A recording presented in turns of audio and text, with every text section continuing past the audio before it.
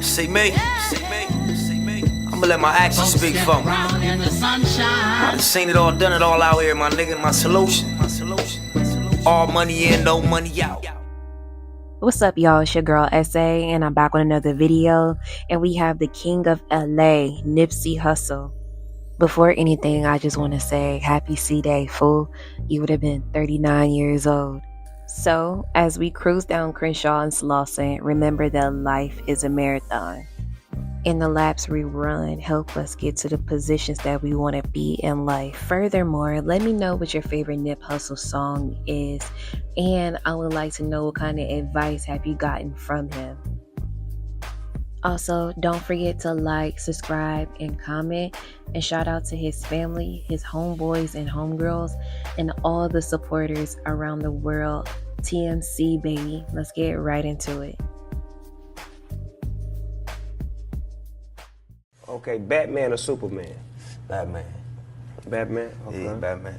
Batman had gadgets and gear and cars and mansions. Batman was balling. Batman had, you know what I'm saying? I feel bitches. you. But the new Superman supposed to be a cold motherfucker, Nah, man. Superman could fly. So Yeah, that's he did. automatic. He was popping. And he was able You know to what I'm leap saying? tall buildings at a single bound. Yeah, Batman's yeah. also a regular guy. Yeah, Batman was Bruce a billionaire. He's a regular He had guy. paper. Superman's an alien. Oh, he did come from outer space, yeah. And Batman his was weakness balling. was kryptonite. See, I can't. How we gonna fuck with Superman? You right, cuz? cuz. What that sound like? You right, cuz. We can't we fuck gonna with fuck- Superman, fuck cuz. We ain't Superman. fucking with you. My real name, it means God will rise. It's Ermias, though. That's how you say it. Oh, that's how you say it? Ermias, yeah. Ermias. Yeah. How do you say your last name? Ascadon. I was like, how Yeah. do you say Ascadon? Ermias Joseph Ascadon, also known as Nipsey Hussle, was born August 15, 1985 in South Central Los Angeles, California. Nipsey does come from a close-knit family. His grandmother, Miss Margaret, she does have roots from Louisiana. With his mother, Angelique Smith, she is a Los Angeles native. His father, DeWitt Ascadon, he migrated to the U.S. at the age of 17 years old from Eritrea. Nip has two siblings, a little sister and an older brother. His brother's name is Samuel Ascadon, and he was born on March of 1982. His little sister, her name is Samantha Smith, and she was born August of 1987. Even as a young boy, Nip was full of courage and charisma, always laughing, joking around, and also into music at an early age. I'm gonna ask you a question. Huh? Okay. Do you guys love each other? Yeah. Who's the greatest star in the ball? Huh? You? Oh, he doesn't know that guy. Huh? Tell ya. Go. No, wait a minute, Ermias, stop.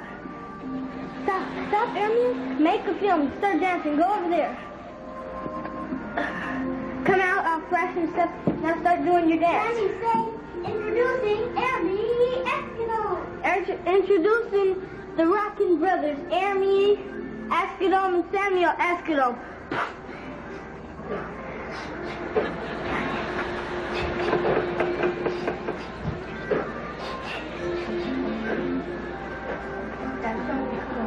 Come on, come on.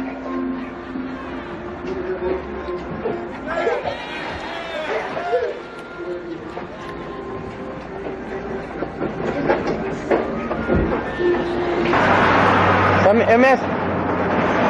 Okay, let's go.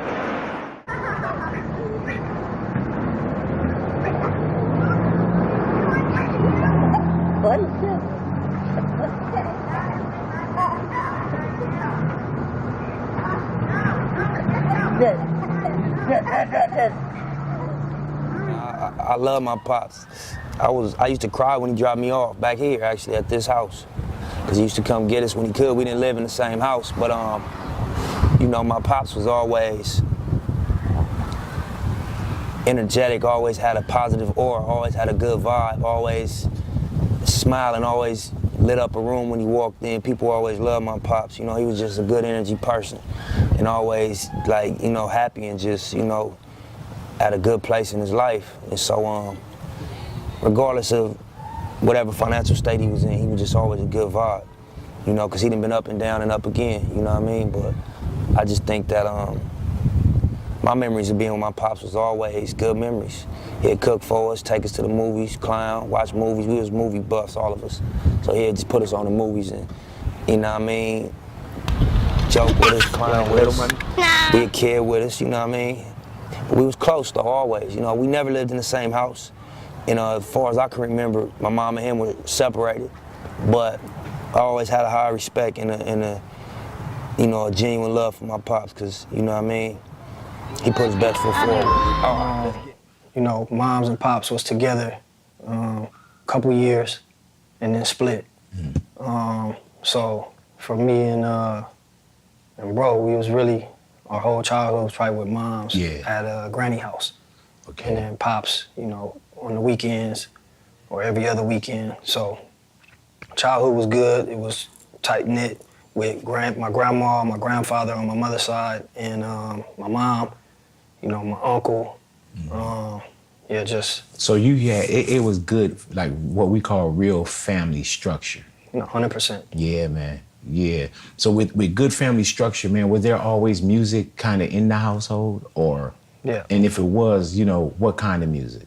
Yeah, 100% oldies. You know, Grandma, Al Green, Marvin Gaye. You know, my mom, 94.7 The Wave. Yes, sir. 100%. One of the elementary schools Nip did go to was Open Magnet Charter School, and this is where he really flourished at, showing his penmanship and also being a wordsmith, with being able to write poetry by the age of 7. Transitioning into his middle school days, Nipsey would attend Markham Middle School in the city of Watts. Not only did he have a close relationship with this city because of going to school, his mom, Angelique, found him a free music program that he would frequent on the weekends. Some of the neighborhood homeboys, such as Rimpal and Kid Ink, would attend these sessions with Nip as well. Nipsey would have a lot of musical influences such as Dr. Dre, Snoop Dogg, Biggie, and also Tupac, who passed away when Nip was 11 years old. Although Nipsey did grow up in a co-parenting environment with nothing but love, positivity, and aspirations, that did not change what was going on outside in the early 90s in LA. A young black girl by the name of Latasha Harlan went into the Empire Liquor Store on March 16, 1991 to buy some orange juice.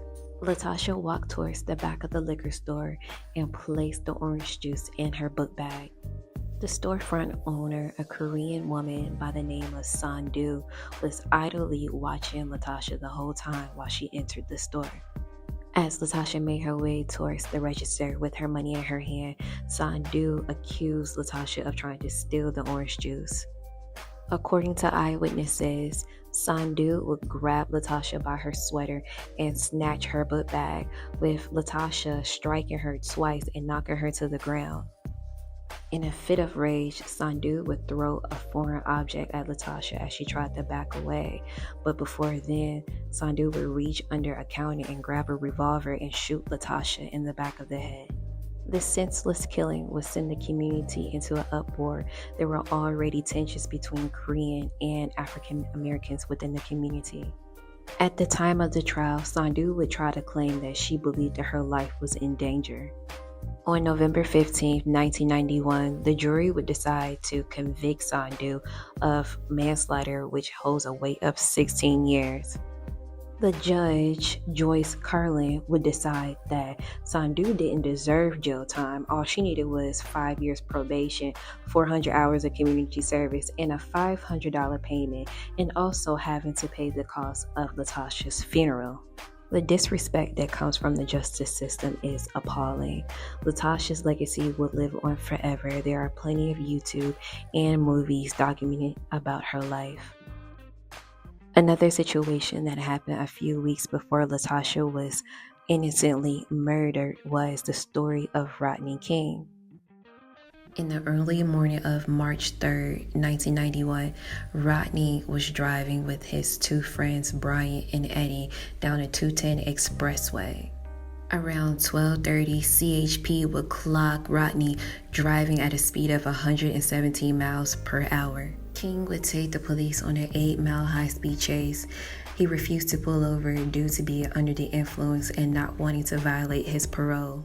Rodney would pull out the expressway and take in the chase through residential streets, with ghetto birds and other police officers inclining in his suit.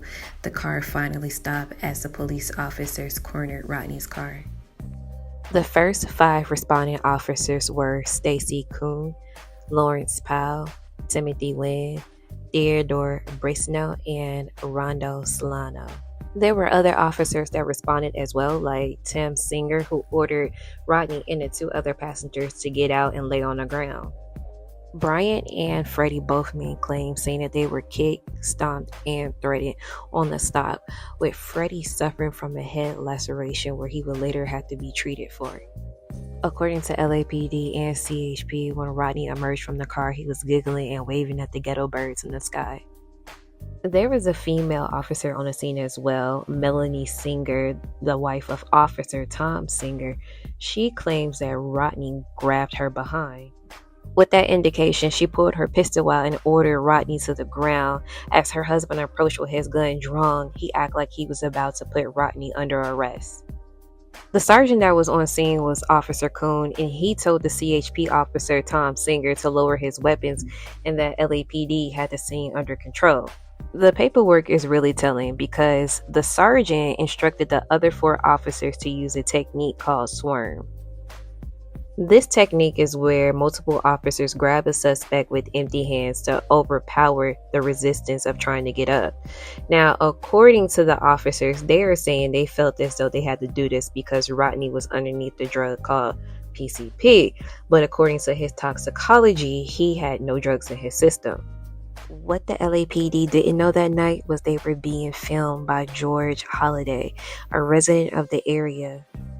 This would be the start of the melee. According to the footage, Rodney was laying on the ground and he was tased by Officer Kuhn. He rose up towards Officer Powell, and Officer Powell felt as though that Rodney was about to attack him, but he was really trying to flee.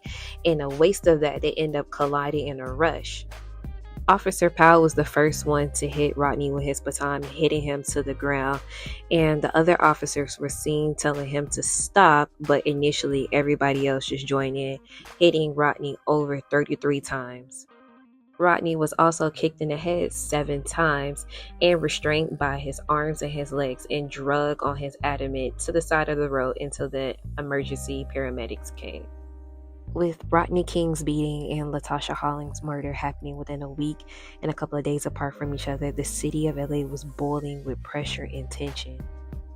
The following year, April 29, 1992, the jury would acquit 4 of the officers for assault and acquit 3 of the 4 officers for excessive use. On that day, the city erupted in chaos, fires, lootings, killings, beatings, and people getting arrested. In 1994, Rodney King was awarded $3.8 million in damages and also $1.7 million in attorney fees. These are the circumstances, along with poverty, gangs, drugs, corrupt politicians, and police officers. This is the type of things that people outside in LA had to deal with, and Nipsey was also in that category as well. Getting into his high school days, Ermias attended Alexander Hamilton High School. He attended into the 10th grade. He dropped out, unfortunately. Urban legend has it that he was accused of breaking into the computer lab. Hustle did enroll into the West Los Angeles Community College, where he took classes such as psychology and English. By the age of 15, Nipsey would get put on by the 6 O's. His mother lived on 60th and Renpaul, which belonged to the Overhills clique, but he ended up moving because his mother was not with all that, so he ended up going to his granny house, which was on 59th and 5th Ave, which was in the Dime Block area. You know what I'm saying? I grew up on 59th and 5th Ave. I grew up on 60th and Alviso. 10th Ave and 60th. Neighborhood Nip Hustle, SlausenBoy.com. I'm giving y'all a walk through on the turf. We right here on 10th Ave. Dime Block and 60th right here. You know what I'm saying?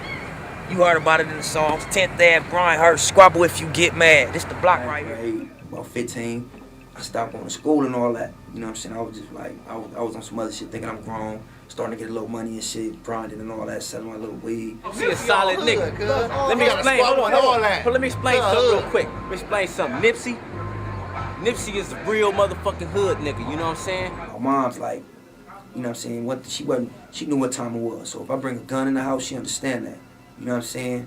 But she wasn't with that, smoking weed, hanging out all day. She not with that. Cause that's, you know what I'm saying, she don't respect that. So when I was at my mama's shit, a lot of shit I could do when I left, I couldn't do over there. You know what I'm saying? So when I left, I went to live with my granny down the street on 5th Ave. That's where I grew up at. This is my block, you feel me? So I was a young nigga. 85, I came home right here. My mama's house is in the hood, but my granny house is in the hood. You feel what I'm saying? So when I moved over there, I was around the homies all day, every day. Dexter Brown is a Trinidadian silver engineer that became a photographer. He essentially played a key component into Nipsey's artist development. Essentially, Dexter would take Nipsey and his friends and mentor them from 2002 to 2007. This would be the key component into Nipsey's career. He will also go by the name of Concept. That was one of his first rap names before becoming Nipsey Hussle, given the name from his homeboy, Baby Gooch. During his time with Dexter, Nipsey would appear on several mixtapes and also join a group called the BV Boys with other artists such as Rallo, Cuzzy, Steve Biz, J General, Gooch, and 3 other people. With one foot in the streets and the other making music, Nipsey would come back to the studio one day with Slauson Boy tattooed on his back.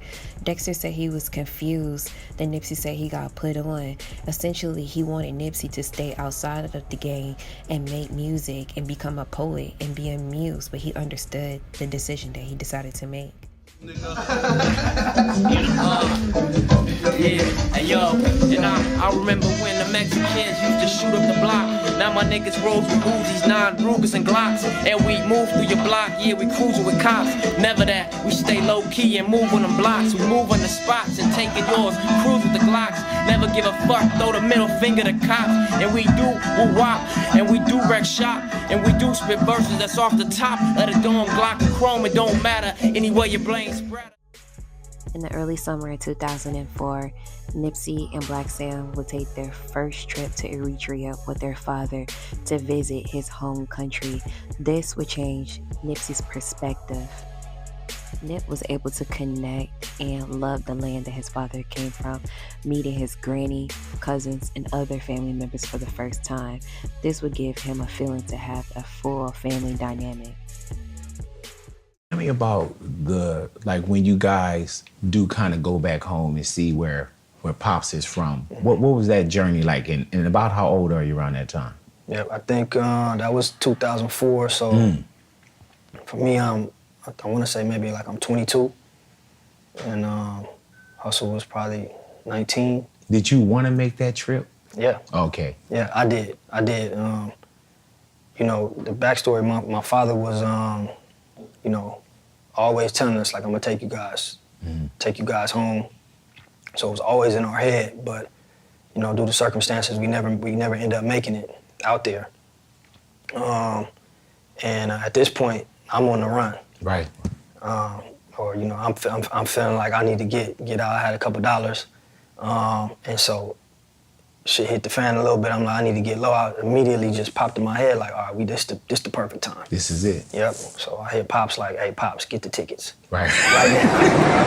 Tell me. Look, how you feel?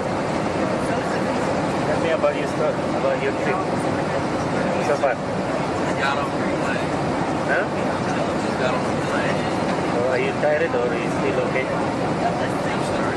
Are you looking forward to go to Eritrea and Africa in general?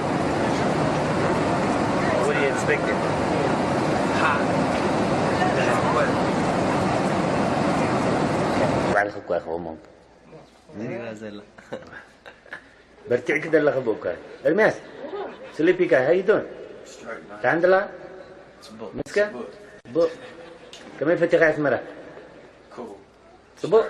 You say how I like Asmar? Yeah. See, you're learning. That's great.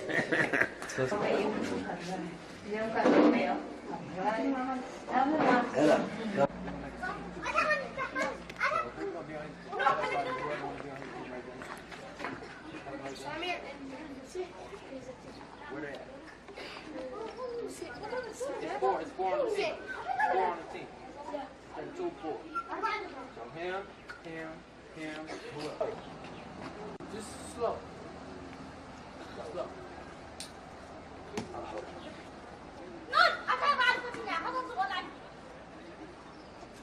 Oh no, let him do it. They name it Friday. When is this?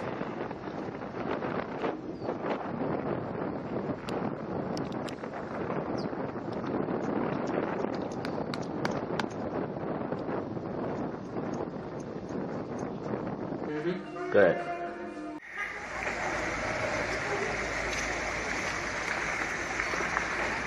Easy. It's flowing nice too. What's up, Daddy? Where we at, man? This is my jahjah the commander. That's fabulous. What about you?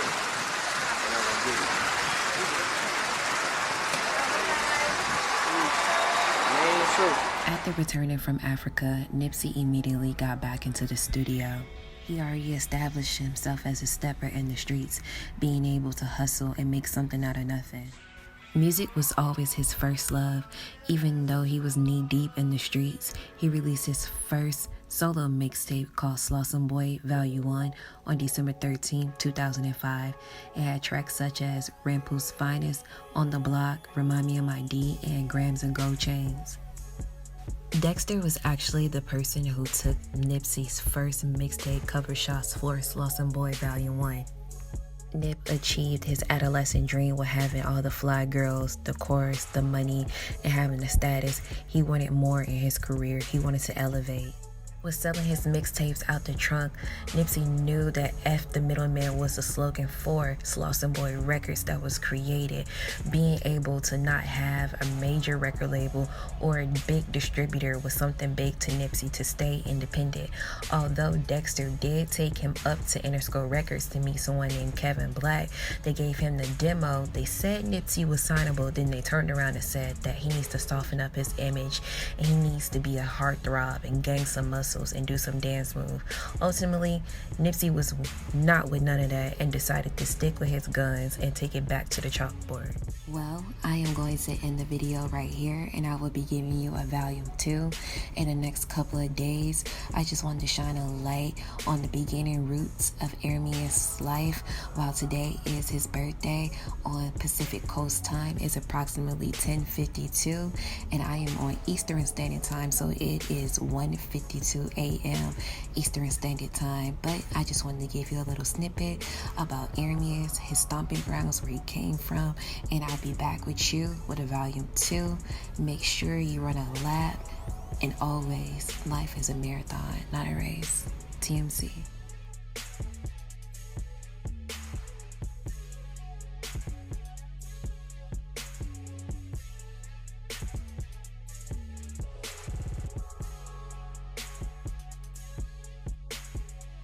Just wanted to send some words of encouragement.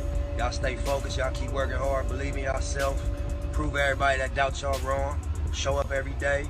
Stay pure. Keep your heart pure. Stay motivated. Stay inspired. Show love to your people. From NIPSEY Hustle.